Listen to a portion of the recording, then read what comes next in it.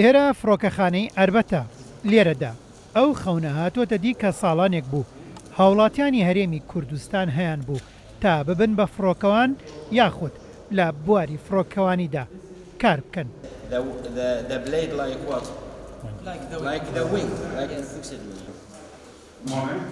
ئەم خوێندکارانە لە پۆلدا وانەی ئەندازیاری فڕۆکە دەخوێنن و لەگەڵ مامۆستاکانیشیاندا بە شێوەیەکی مەیدانی وانە دەخوێنن تا لە بواری فڕۆکەوانیدا خزمەت بکەن.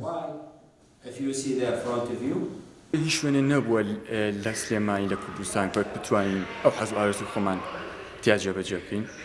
بۆی بەخۆشحاڵیەوە لەم ماوەیە کە ئێرە کراوەتەوە هاندەری زۆربەی تەلەبە بووە کە بێ ئەو حەز و ئارزوانی خۆیان بدۆزێتەوە لێرە. بۆ ئێمە زۆر خۆشەکە لە سلێمانی بۆ یەکەم جارە ئەکادیمیایەکی واکرێتەوە شادەکەی نێودەوڵەتیە لە ئینستیتوتی عالەمی وەرەگرین و شتێکی زۆر باشە بۆ ئێمە.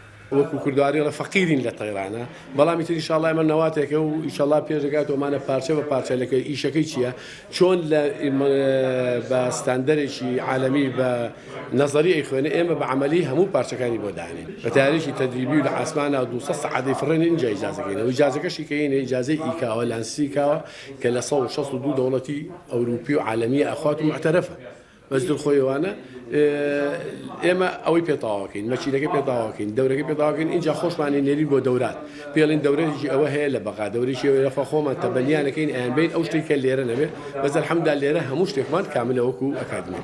لێرە گرنگی ئەکادیمیە پێگەیاندنی ستافی فڕۆکەوانیە کە ئەمە بۆ خۆی بەشێکی زۆر زۆر گرنگە بۆ وڵات بۆ بەرەو پێشچوونی وڵات.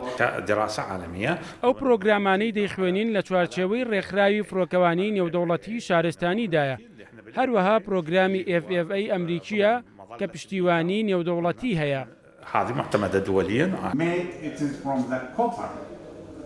خوێندکاران لە 4 خولی ڕابردوودا بڕوانامە لە ئەکادیمیای فڕۆکەوانی بازرعەدا بەدەستهێناوە کە ئێستا لە خولی پێنجەمدان.